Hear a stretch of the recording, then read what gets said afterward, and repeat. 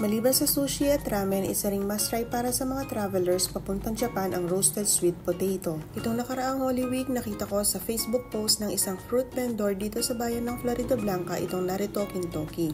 Isa itong variety ng Japanese sweet potato na moist with distinct rich sweet flavor. Kung ikukumpara ko nga ito sa kamote dito sa Pilipinas, ang masasabi ko ay may kaibahan sila pagdating sa level of sweetness.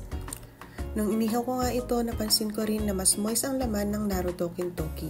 Sabi nga ni Google, ang most popular variety ng sweet potato sa Japan ay ang Beni Azuma. Anyway, since wala pa naman akong budget papuntang Japan, kaya okay na muna akong matikman itong Naritokin Toki.